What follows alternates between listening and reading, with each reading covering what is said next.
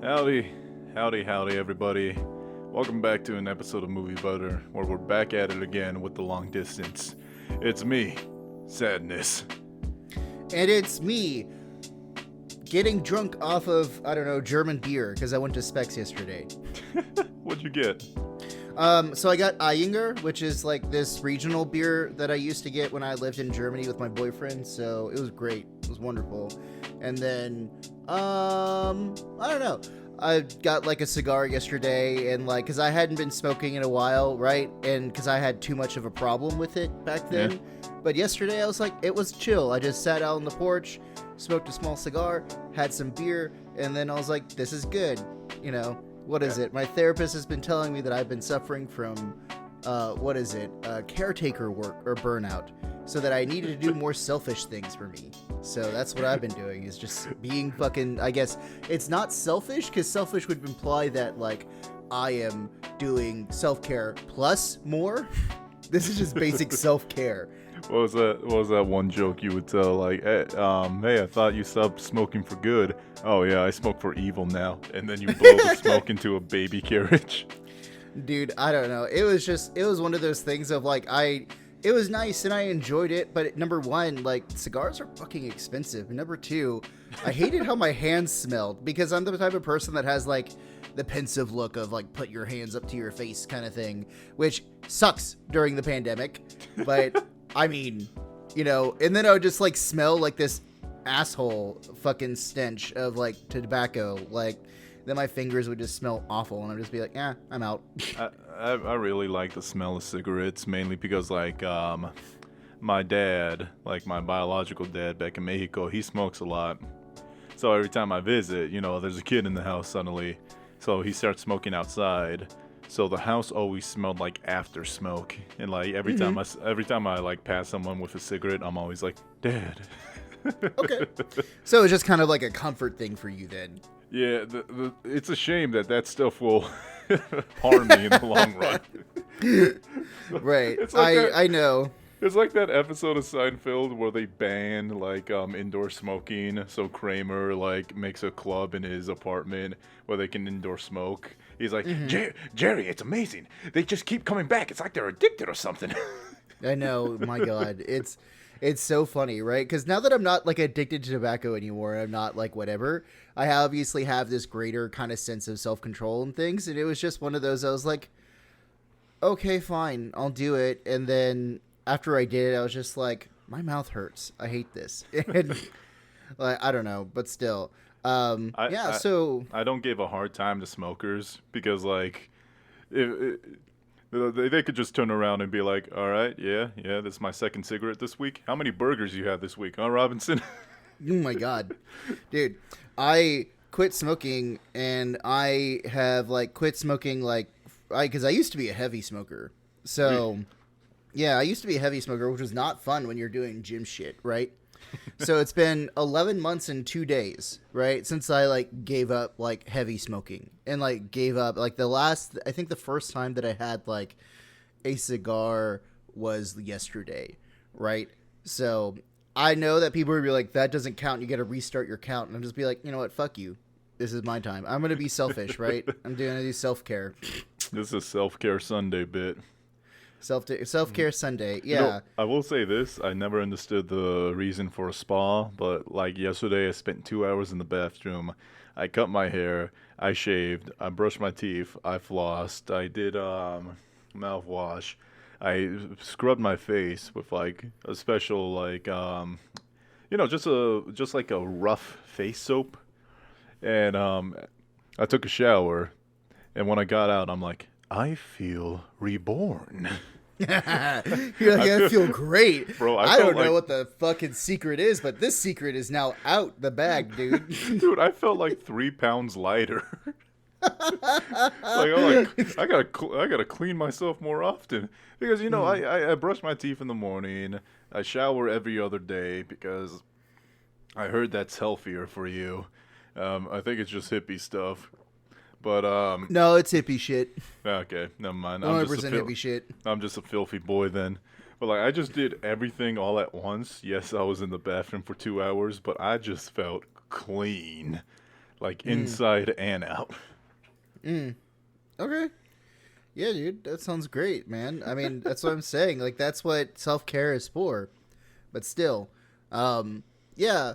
So we only have like 2 weeks left until Christmas break, and then I get to like just do nothing and play Halo. So that sounds fun with me.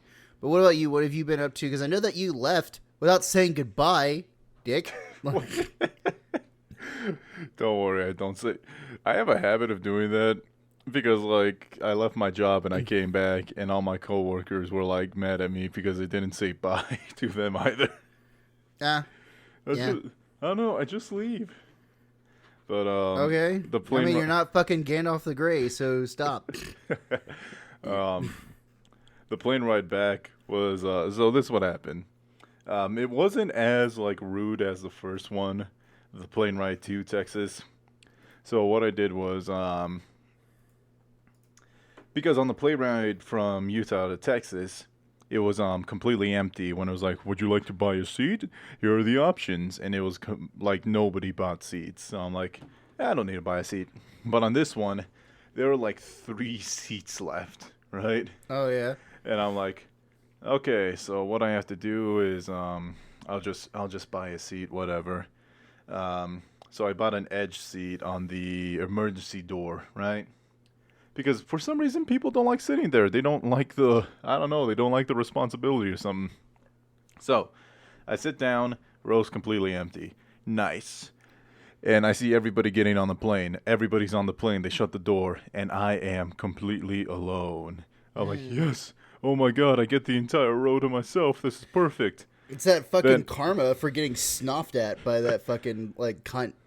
Here's what happened. A woman got up, and a stewardess was like, oh, you can just sit there. And then gave her the window seat. Apparently, what was happening is somebody brought a service dog that was too fucking big, and it took up an entire seat, right? So this woman who paid for that seat could not sit there because of the service dog. So they just gave her one of my empty seats. I'm like, okay, fine, whatever. That's okay.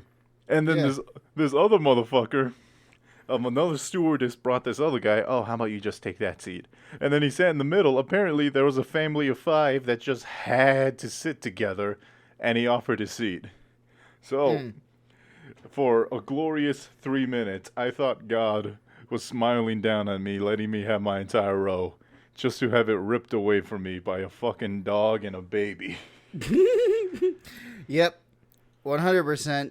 You're just like, you're saying like, hey, you know, I feel like specifically saying fuck you to this guy right here. And at least I got the edge seat, and I will say, like, I think from now on, I'm always just gonna buy the edge seat. It made such a difference on my testicles. Yeah, dude. I mean, that's what I do. So, I mean, yeah. But hey, that's great. It's good that you got back. So, you got classes, right? So, how are those going? You got... because of COVID, I wasn't able to take a semester, but I will start up next year. I got a spring semester already signed up and everything. Okay, sounds good. I mean, that makes sense why you just kind of like dipped out and went to go help your fam. So, you know, I was like, man, that must be like an understanding college. What the fuck is this? Like, yeah, I think you got it. I think you're fine. So, oh well. All right, so you ready to get into the stories? Yes. Oh god. Yes, I am.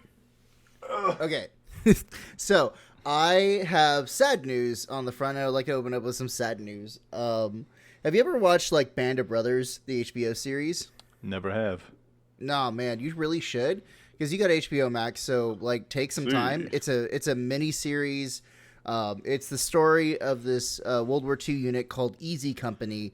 That is a infantry parachuter like regiment, right? So I think you would like it, right? But unfortunately, we've been getting into the time in which people who participated in World War II are increasingly becoming rare, and like a lot of them are dying, and that's kind of unfortunate. So Army Colonel Edward Shames, who was actually part of Easy Company, which the TV show is based on, was the last surviving officer of Easy Company, and he died Friday at the age of 99. Oh.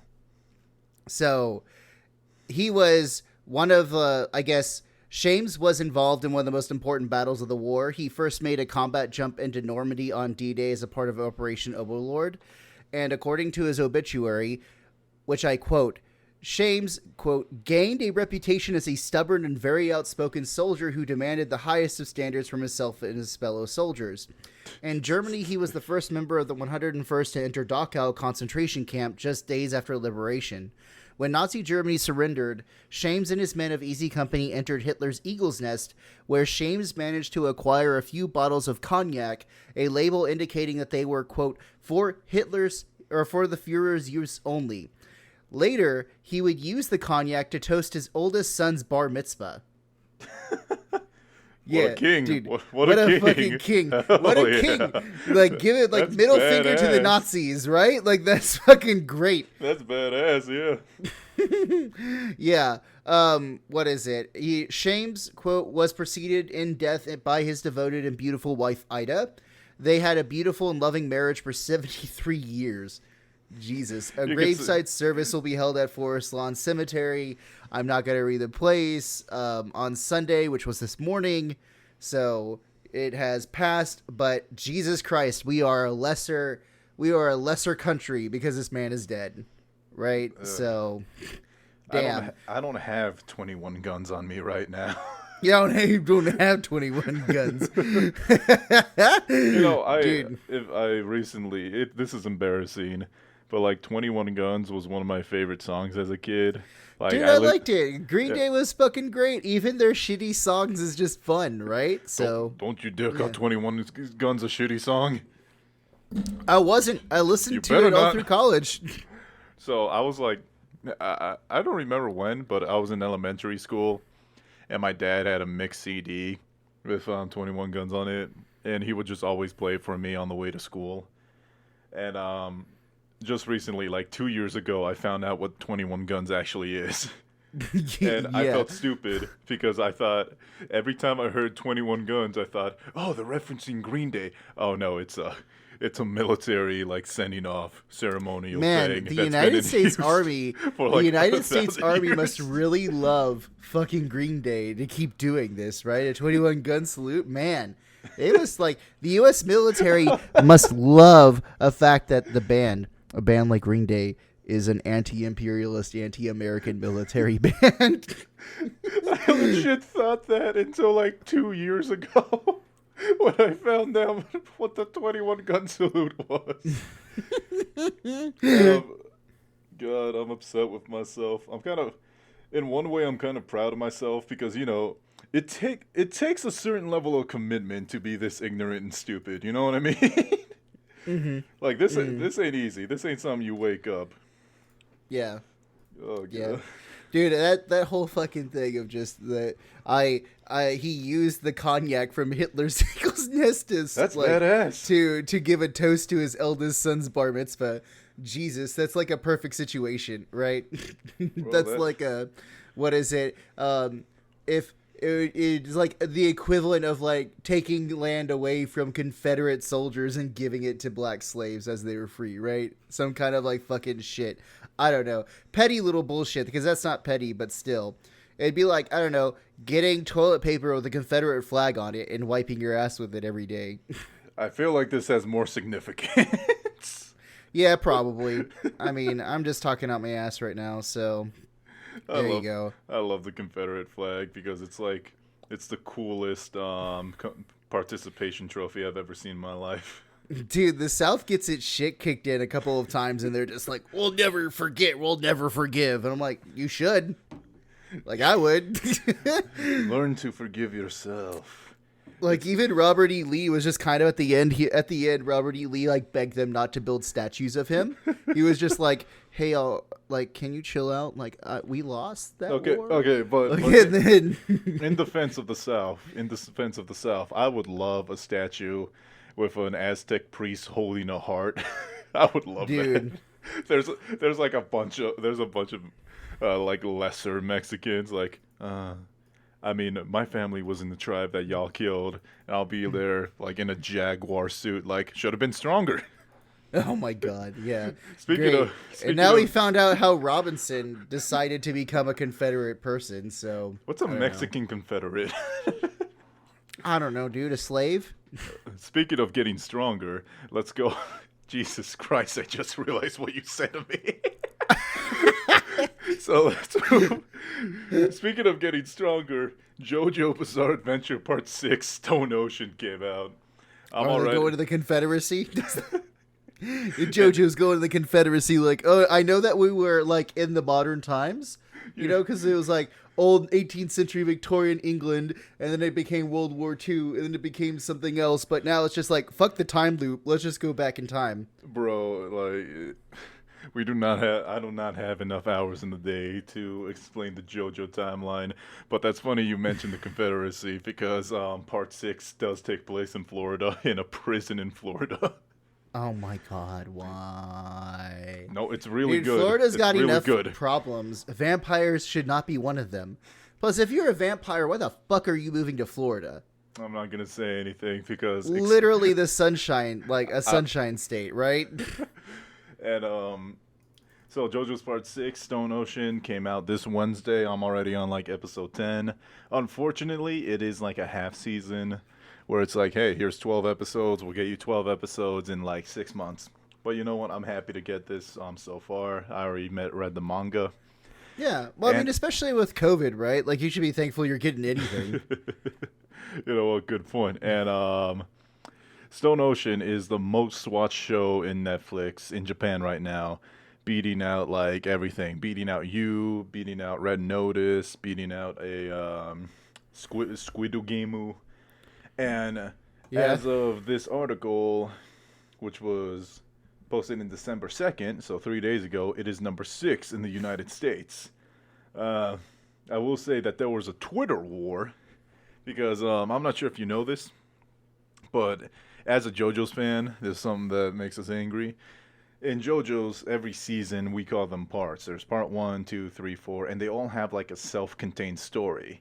Like, for example, part 1... it's this guy. Part 2 is his son. Part 3 is his son. Part 4 is his son, right? Stuff like that. And there are people who have this line of thought that think it's okay to skip parts. We call these people bitches.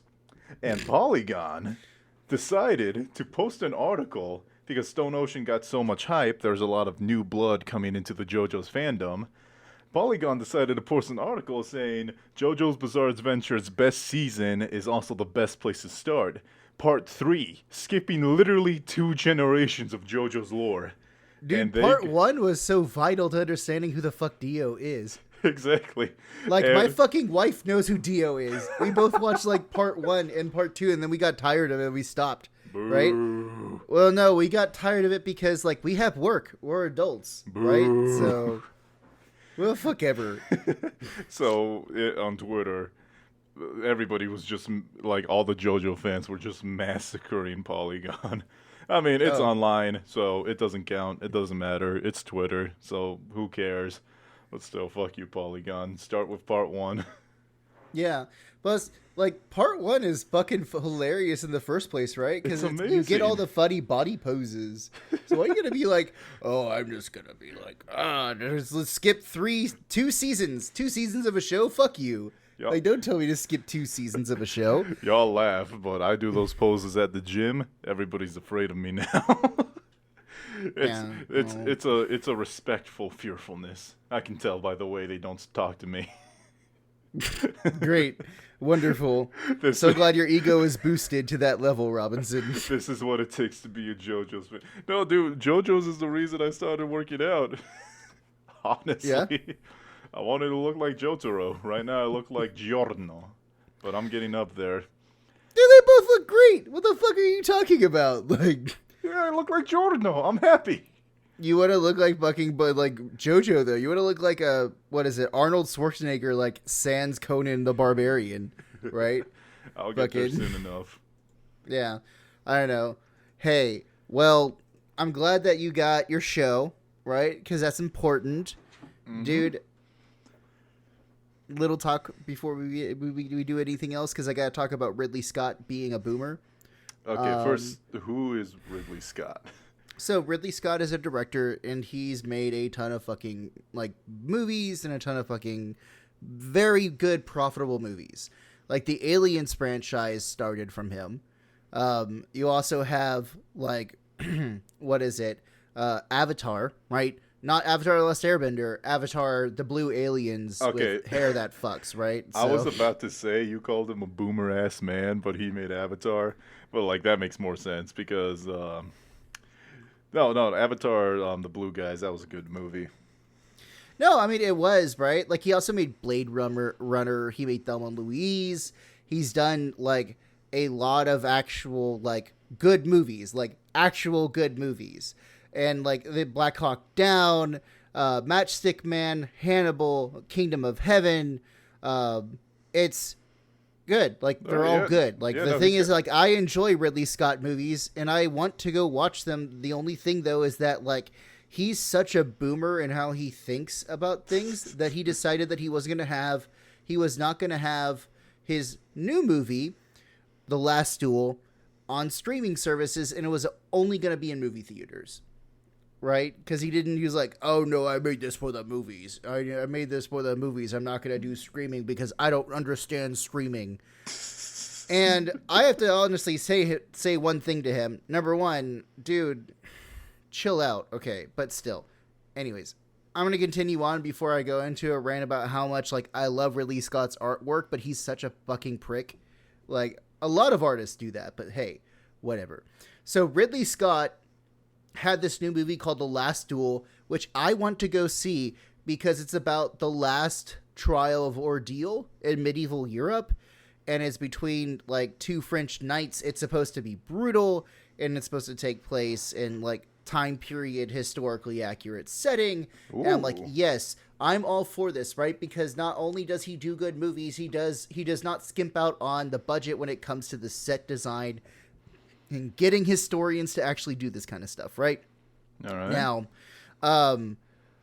on Mark Marion's What the Fuck podcast, he had an episode, right, that had Ridley Scott on, and they were talking about 20th Century's The Last Duel with Matt Damon, Adam Driver, Ben Affleck, and it got $27 million off its worldwide release, despite having a $100 million budget. Oh, ow. You said $27 million. I was like, oh, sounds like it did really good, despite its literally 5 times budget.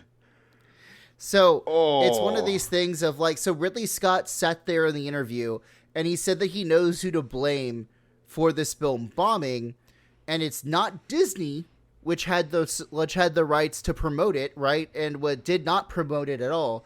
You probably didn't even hear of this movie before I talked about it, right? I literally never heard of The Last Duel until you just said it to my face just now. It's so fucking good. Like, it looks like such a fucking good movie. I really want to see it.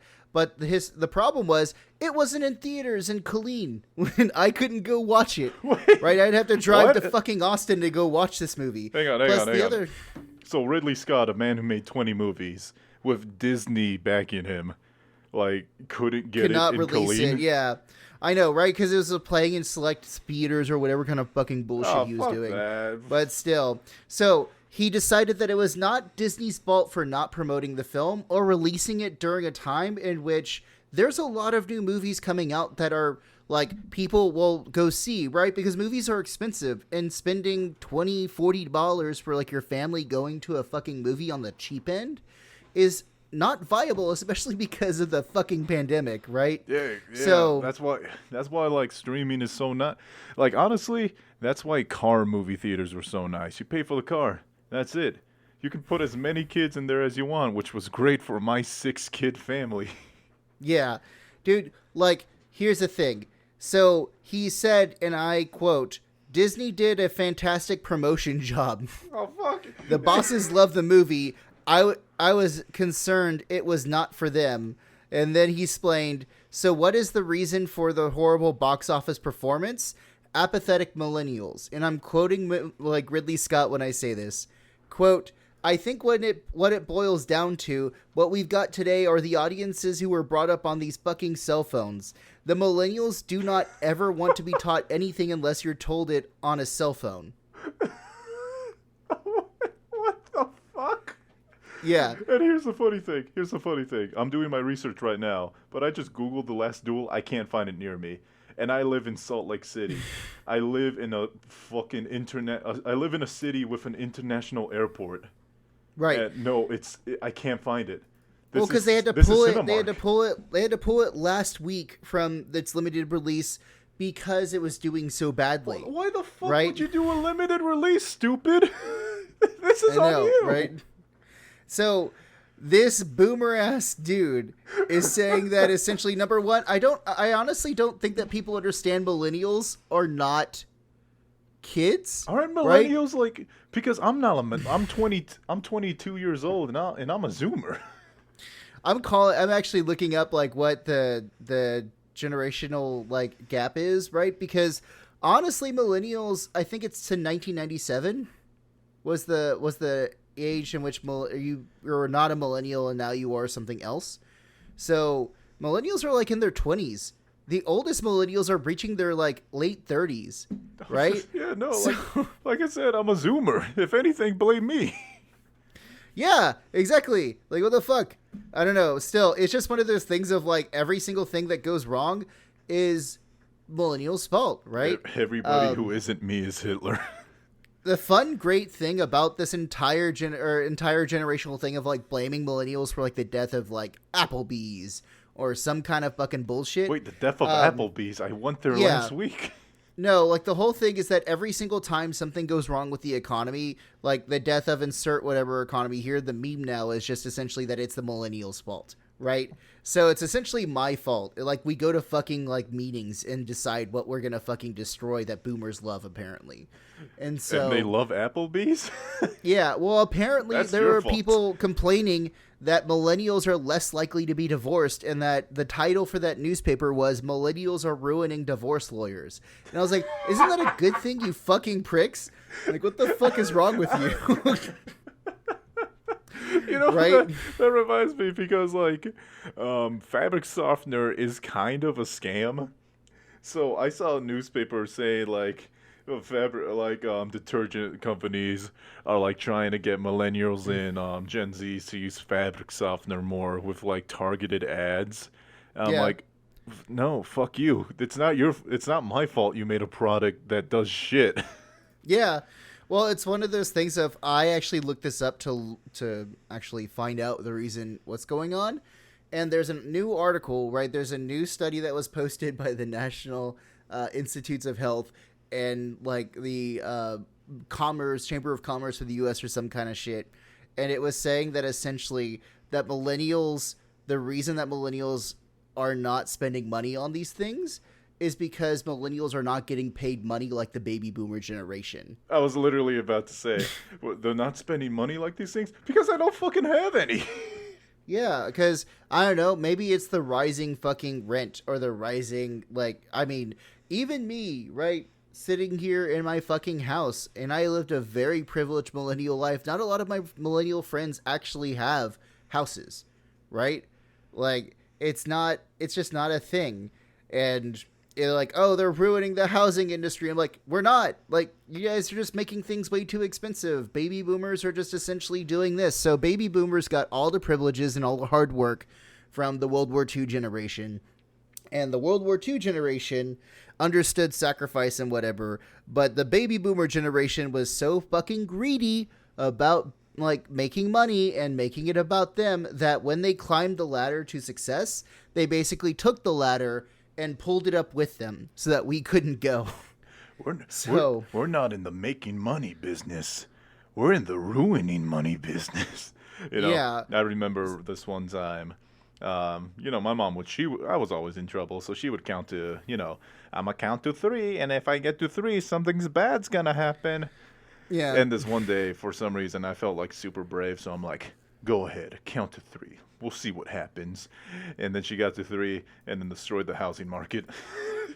Yeah, she fucked me over in the long run. So I want to call your attention to something, okay? What's So think about how we've been able to pay for a lot of social programs in the United States because of tax rates, right? So between the 1930s, which is the start of New Deal liberalism, to the 1980s, which is Ronald Reagan fucking himself with conservative politics, what we find is that the baby boomer generation that benefited from those tax programs, because taxes were anywhere between 70 to 90% during those times. Boomers wanted more money, and they wanted more money there, and they wanted less taxes. And so during the 1980s, when the boomers were at the prime voting age, they started voting away these tax laws, and now we're at rich people only pay 20%, right? And there are some billionaires now who pay basically nothing in taxes. And so why is the economy doing so bad? I don't know. Maybe it's because boomers had basically everything given to them and all the tax rates and all this infrastructure and all this good education. And then when they got the job, they were just like, you know what? Fuck these kids. We're going to take whatever we want, right? God damn it. Kanye West, you did it again. Fuck them kids. So I have to honestly say that Ridley Scott saying this, that millennials are the problem. My thing is, okay, boomer. And that's it, right? Because here's the thing. He's such a fucking egomaniac that me just going, okay, boomer, will actually make him even more mad. Which is what I want. I want to make Ridley Scott more angry. And I guess here's how I'm going to make Ridley Scott more angry. I'm just not going to talk about him for the rest of my life. That's it. I'm never going to talk about Ridley Scott again. From this day onward, I just won't. I just won't even know who he is. I'll be like, I'm sorry, Ridley who? Oh, who's the director of the Aliens? Dude, I don't know. I'm not Google sure. it. Yeah. Riley Adams? Some kind of British douchebag. I'm not sure what his name is. Yeah. Now to be fair, I actually do want to see the movie. I really do want to see the movie. But hey, Ridley, he fucked up. Yeah, he fucked himself on that. I know. It's so fucking hilarious though that he blamed boomers because he's like, everyone wants these goddamn cell phones. No, I don't. I like going to the movie theater, and for me, it's all right because I'm a single man. So if I just go with friends, everybody pays for themselves. It's all good, especially in the hood.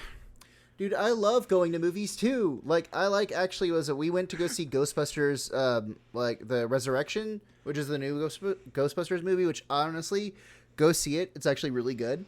But so here's a funny thing. That movie, I swear to God, I've seen commercials for that movie 2 years ago.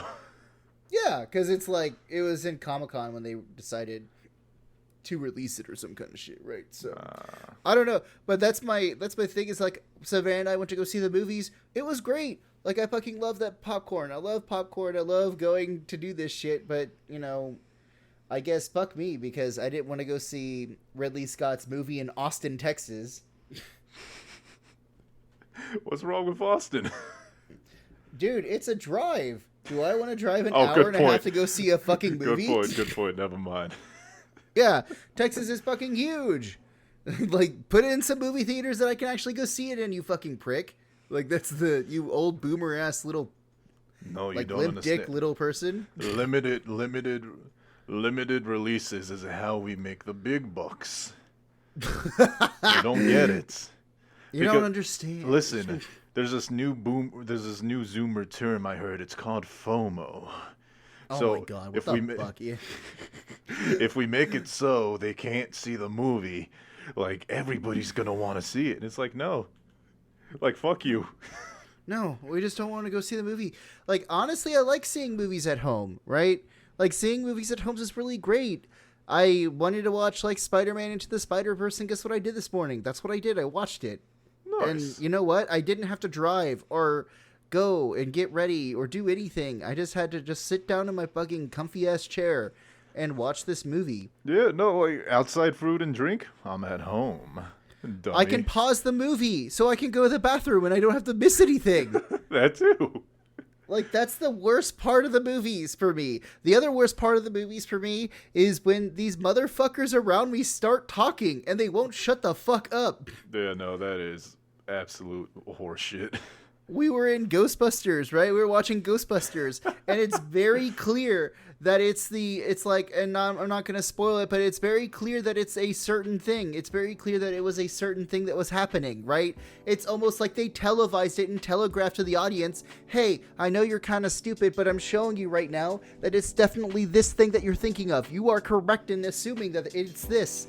And then all of a sudden, when that thing is to be revealed, like a grand entrance, the person behind me went, oh, so it was that all along? And I was like, what the fuck? Are you retarded? Are you mentally deficient? Like, what the hell? What's happening? All I can think, Sorry for being ableist, but Jesus, what are you doing? all I can think about is every time I watch a movie with family and they ask questions, I'm like, I don't know, I'm watching it too. Like, at this moment, I'm also trying to figure out what's going on. I don't know, maybe shut the fuck up and watch the movie. Right? All right, folks, we gotta take a break. We need a cool down period real quick. We'll be back in a second, you beautiful people. Alright, so I just watched the trailer for The Last Duel, and I swear I have not seen anything about this, but it is possible that I saw the trailer and thought it was The Green Knight. Dude, that's also another movie that I want to see, and I want to see that movie too, but none of my fucking movie theaters play them, right? Or I just don't have time. Like, I'm a fucking adult, I'm working, right? Like, that's the shit. Yeah. And it's not like you live in the boonies, right? Like, I honestly would say you live in the suburbs. I live in, like, a legitimate town, like a town with over 100,000 people living in it, right? Like, it's not a small, tiny town, like, you know, one of those, like, Robert Zemeckis, like, oh, we're back in old-timey insert whatever township kind of thing. No, we're actually in a fucking legitimate city, right? A town. And even then, like, our town doesn't really play those kinds of movies, and I want to go watch them. Like, wait, really? Yeah. It wasn't at the Regal? I always go to the Regal. The Regal is the best movie theater. The best thing about them is that, like, they don't do checks on the on your bags? on the, like, on the popcorn refills. So what my family would do is yeah? I'd buy the popcorn, right? And I'm like, could I get, like, one of those popcorn bags or like an extra bucket? Sure, here you go. So I go to the movie theater. I empty everything into the other one. One of my sisters gets the popcorn bucket. Can I have a refill? Sure, here you go. Can I also get one of those bags? Sure, here you go. And like that, we get 4 boxes of popcorn. Jesus. What the fuck? Oh, well, I mean, genius, right? Honestly, like, go get it, because there is... I gotta Google this because I really want to share this fact with you. 1 minute. I have a wonderful fucking article to share with you. That movie theater popcorn actually costs more per ounce than filet mignon. University of California, Irvine, Professor Richard McKenzie wrote a book about popcorn. And, you know, essentially in this book, popcorn per price per ounce is worth more than fucking steak than filet mignon. I have to agree. Movie theater popcorn is worth more than filet mignon, right? Like, one of the most tender and, like, sought out, like, pieces of meat outside of, like, Wagyu, right? So, hey, I mean, there you go. I agree completely, 100%. What are you talking about? I'm surprised that's a news article. Yeah, but still. That's just basic fact. Basic fact. Okay, great. Dude, I don't know. But still, if you thought, like, that whole Boober story was fucking hilarious, I actually have another funny story for you. It doesn't really have to do with anything, but it does deal with travel. So... All right, real quick, let me just get 2... quick fire news articles out of the way. Okay, yeah, go ahead. Paper Mario unfolds on Nintendo Switch Online. I just wanted to say the pun. Also, fuck Nintendo Switch Online. But hey, Paper Mario for the N64 was the first game of the series. I would have preferred Paper Mario Thousand Year Door, like the magnum opus of RPG games. Like, not just Paper Mario, Like, I legit think that Thousand Year Door is my favorite RPG game ever. Yeah. But then again, I still haven't played Persona 5. So, I would like, if you already have it, please give this game a shot. I played it on an emulator in Minecraft, of course, so I can't be sued. And it's fun. It's fun. It's definitely primitive, a little rudimentary, but it's good. And a stupid news story. So Mario Kart 8 returns to number one, the number one Nintendo Switch game. And people are like, man, Mario Kart 8, it's just like the best game ever. But for like since the Switch's release, it's the only Mario Kart out there. What are they talking about? Correct, but also since the Switch's release, we've only had one bundle deal, and that's the Switch with Mario Kart, which is an amazing deal, right? If you can get that, go ahead. But that's why. That's why. Yeah. I just think it's funny. It's like, how does this keep happening? It's like, it's the only fucking bundle deal they have. Yeah. Right? So it's like, of course it's going to sell, right? If you bundle it with a console, right? That's the fucking thing. It's going to sell. Like, parents are just going to be like, my kid wants this. And obviously I can't just get them the fucking console and no game. So it'd be easier for me to just get the console that comes with the game, right? For, like, no extra cost. Yeah. Hey, there you go. Honestly, that's fucking great. Okay, so my travel story, right, is that, have you ever been on a plane with like an emotional support animal? No, but the last plane had a service dog that ruined my Nirvana. Okay, well, still, so service dogs actually have to be certified to be service dogs, right? Like, there's a legal component to that. Emotional support animals are also kind of like in a gray area right now, really. I know that there are animals that can help support them and support people emotionally, because there are a lot of people who are afraid of fucking flying, which I get it. You're going 500 miles an hour in a fucking tube with wings, right? So, whatever. But apparently, a passenger on a Delta flight was breastfeeding her emotional support cat. Oh! It would not stop. Oh! So, what the fuck? Yeah, so there is a screenshot that went out of a pilot messaging system that the airlines use, right, for pilots to kind of communicate with each other.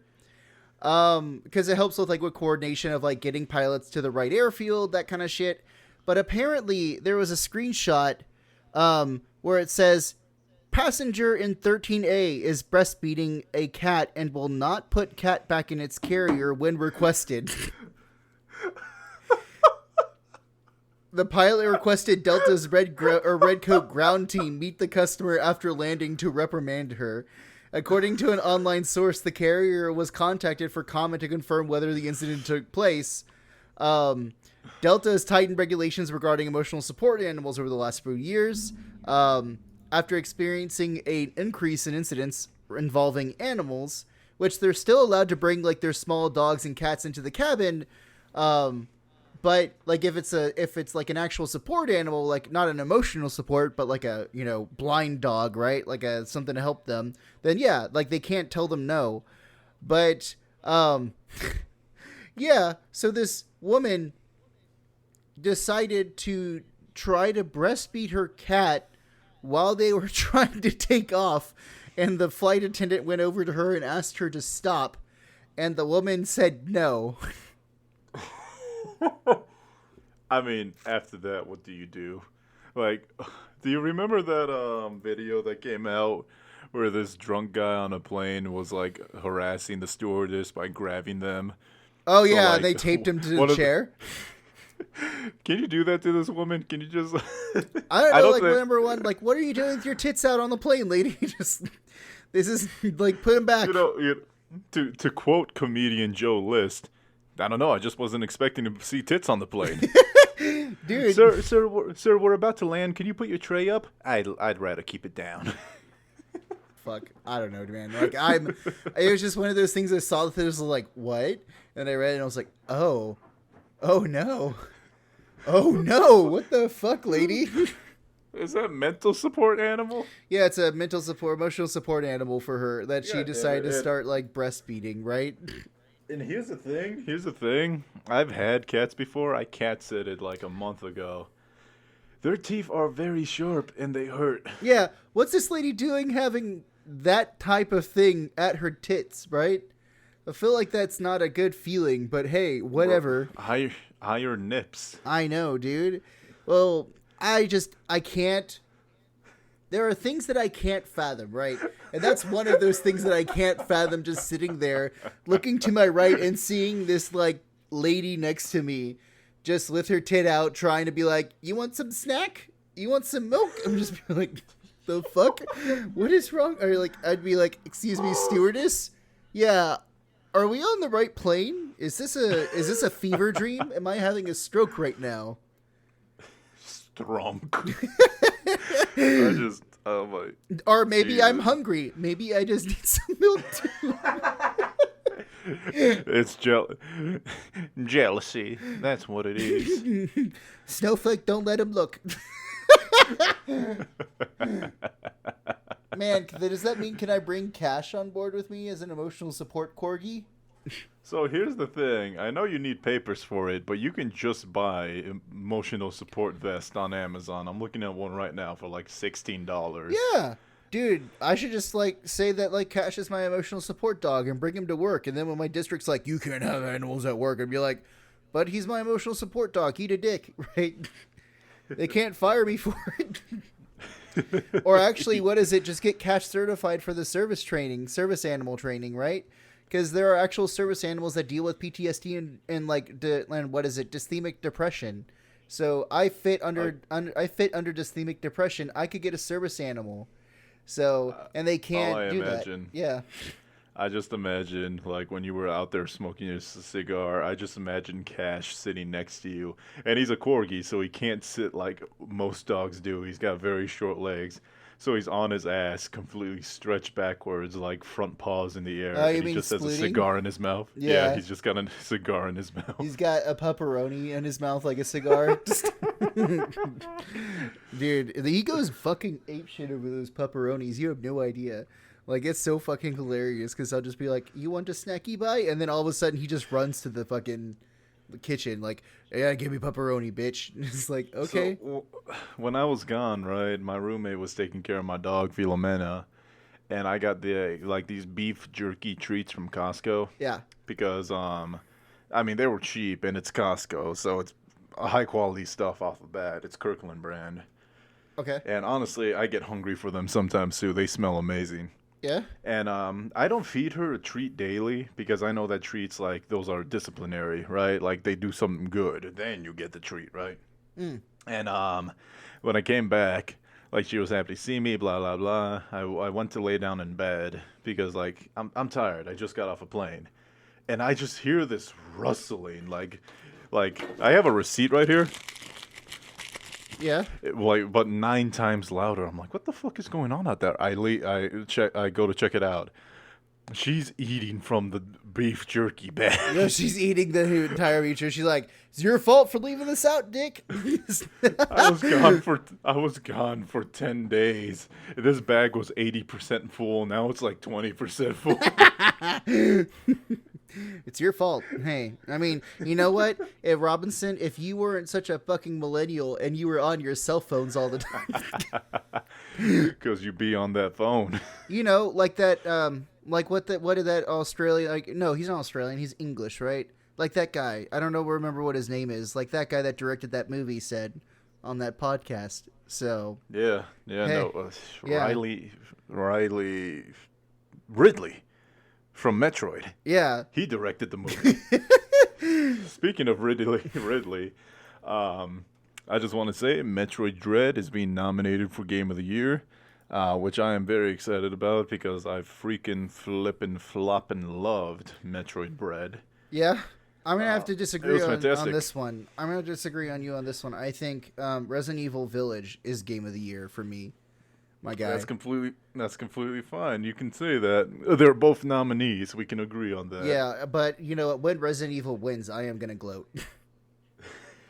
Can't wait. Oh no, there's an episode. It's like that was Stanley being a dick for 5 minutes. This is like episode 21, right? And when the Game Award comes out, and if Resident Evil Village wins, it's like the next episode is episode 22, not episode it's like episode 20, episode 22. What happened to episode 21?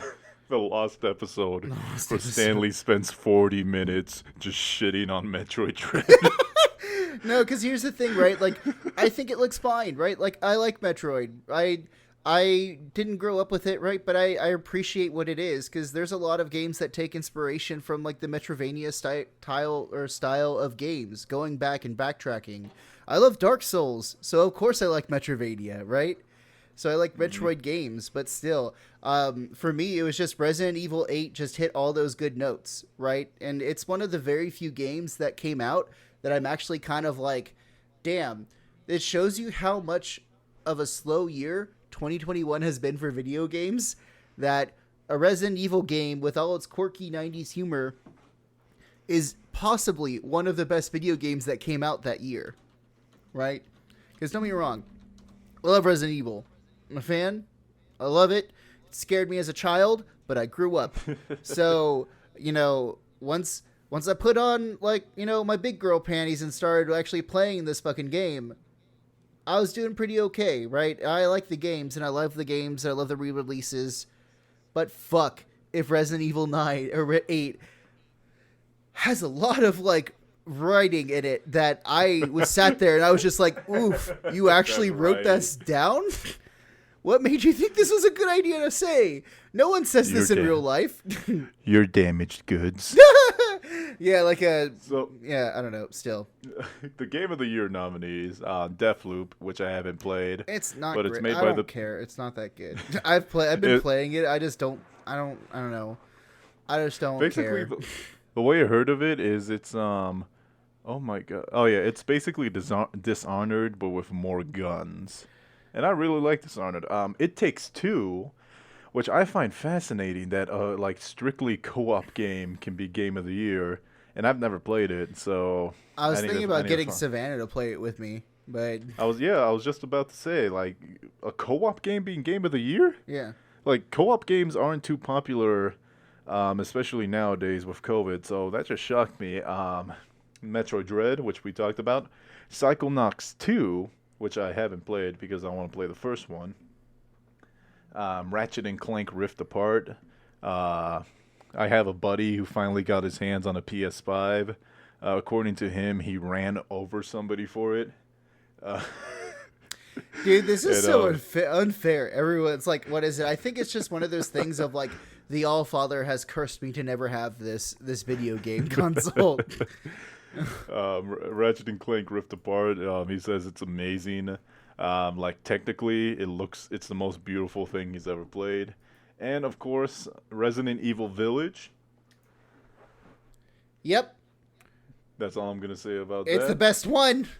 It's the best one out there. The one that I think is weird, because when looking at these categories, best game direction, best narrative, best author, yeah, blah, blah, blah, whatever. I have no clue what Games for Impact is. But the one that I think is the weirdest is the most anticipated game. Okay. How do you measure? What quantify? How do you quantify anticipation? Right. Exactly. So what's the most anticipated game according to these dicks? All right. So the nominations are Elden Ring, God of War, Ragnarok, Horizon Forbidden West. This is so funny. On the website, this is actually how they have it written down. The sequel to The Legend of Zelda Breath of the Wild. Oh, that's right, because they won't give us the title, because apparently that spoils something. Down. Yeah. It's the game is called Breath of the Wild, Link Cuck Scanning. Breath of the Wild, you get to play as Zelda, actually, this time. And Starfield. But I honestly have no clue how the fuck is Starfield? Oh, wait, is that the game that they've been trying to get into development for, ever? Space Skyrim. It's being made by Bethesda. Oh, okay. I thought you were meaning. So Star Citizen is the one that I'm thinking about. That one will never come out, right? So yeah, I'm like, what the fuck do you mean the most anticipated? Like, how? I mean, I get it. You can vote, but how the fuck is that a unit of measurements? Yeah, right. Because what is it? God of War Ragnarok. I'm obviously gonna try and see if I can like sacrifice a goat to Odin so that I can get this fucking PS5 to play that. But I mean, I might not need to, right? Because they're bringing PlayStation games to the PC. So who gives a shit anymore? Like if I could do that, that's dope. Yeah, that's dope as hell. Because what is it? God of War is coming to the PC, so now I'll actually get to fucking play it on my 3080, right?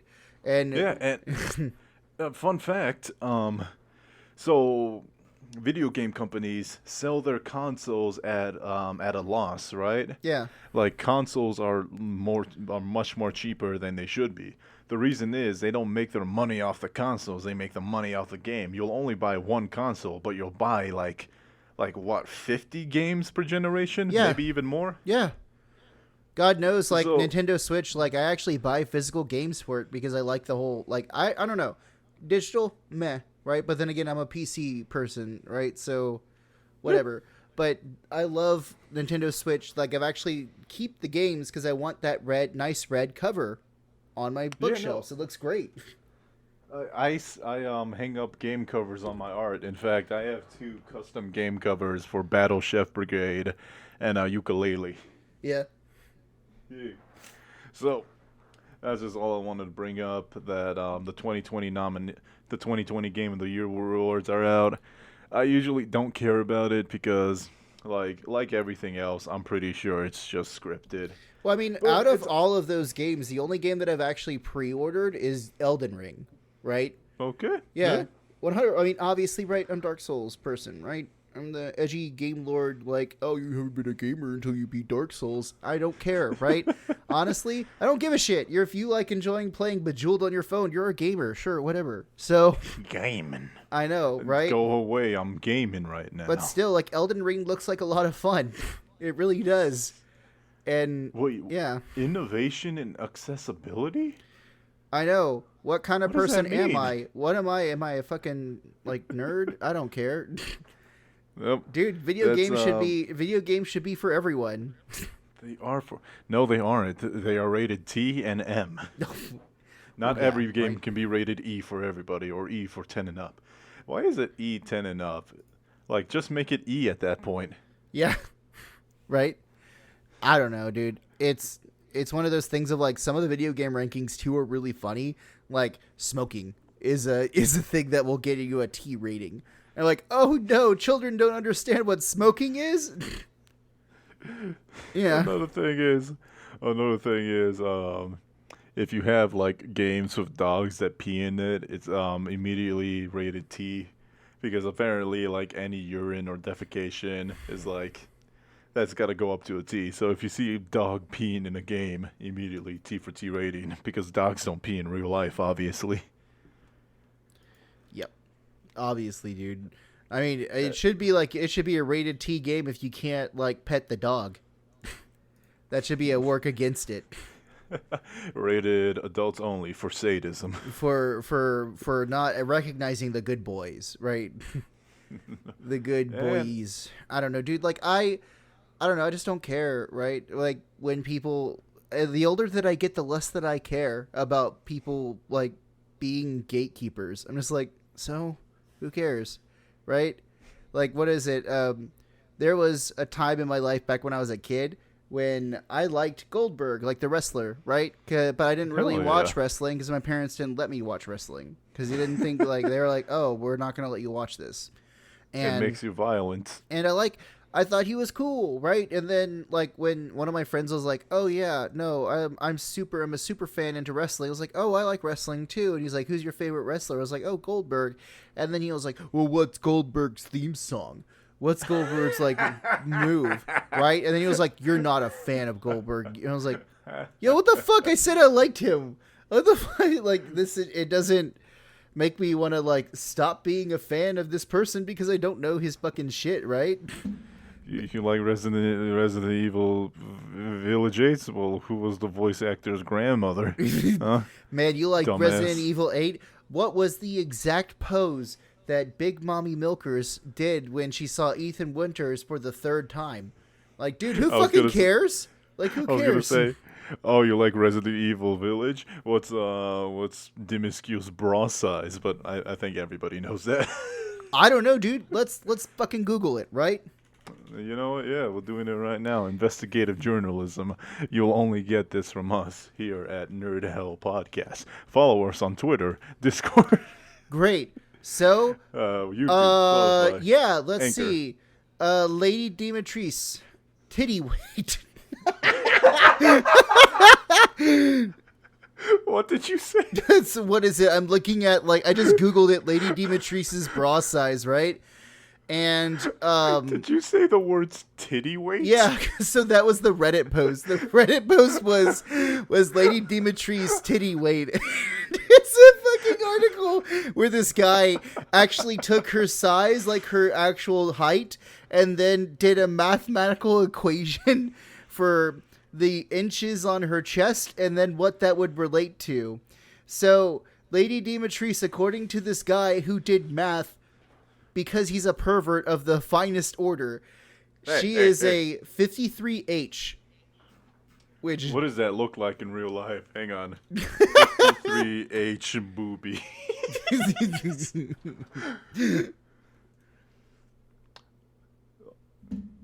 Okay, wait, that doesn't look too terrible. Yeah, well, still, like, that's huge. Yeah, I was expecting them to be like more, what's that word? Like obnoxious, but no, that's not terrible. It's just one of those things of just like, okay, great, thanks. But hey, that's enough internet for me today. I'm gonna fucking go kill myself. That's what I'm gonna do. We will not speak ill of this man, who is a mathematical genius. And I will say this: MatPat from Game Theory did the exact same thing to find out how big Luigi's dick is. Well, I don't fucking care about, like, game theory, right? I mean, it's just a theory. A game theory. According to him, Luigi is packing, though. Dude, like, obviously he's, like, the most timid one. Of course he's doing something. Like, of course he's got a secret nobody needs to know. Right? I mean, why do you think Daisy looks so happy? Why do you think Daisy even sticks up with a chicken shit person like Luigi? He is brave on his own. And speaking of packing, I have nothing else to say. You got anything else? Dude, I'm fucking good. I'm out of stories. Yeah. I was going to talk about this Gorillaz movie, but I'm like, hey, I mean, it'll come out eventually, right? Bring it up real quick. What is that? So Damon Albarn, the lead singer of the Gorillaz and the creator of the Gorillaz, was on a podcast where he said that there is a movie of the Gorillaz in the works. So, and it's going to be like a mix between like a music video and like an actual story. So have you ever seen Interstellar 555, the 5555, the anime music video for Discovery, the album by Daft Punk that came out like in 1997? It's actually quite good. I would honestly recommend it. But like, because that one is an entire movie that Daft Punk did where they had an anime thing, right? As a giant music video for their entire album. So basically when they made the album, then they made this animated movie to go with the album so that when it plays the scenes correctly, right? And it shows you the emotional range and that kind of shit. It was actually quite great. It's one of the reasons why Daft Punk is one of my favorite duos. Rest in peace, because they broke up permanently, so whatever. They actually died. Yeah, well, one of them, like, did you see the music video? Or for like their announcement video that they were breaking up, is one of the robots just like going like slumping over like he can't do it anymore, and then the other robot looking at him and pressing the self-destruct button on his friend's back and then walking away. And I was just like, God damn, this is the end of like an era, right? That Daft Punk is no longer going to be a fucking like duo. So at least they had a sense of humor about it. I respect that. Yeah, like that's fucking great. Like they made an entire movie for an album, right? So what can I say? They're good artists, but I will say this, I know nothing about the Gorillas except Clint Eastwood and Feel Good, but I will watch like any adult animated movie. dude, I'm gonna go start spamming your fucking thing with gorilla stuff right now. So I don't want you fucking like learn still. You gotta learn to love this.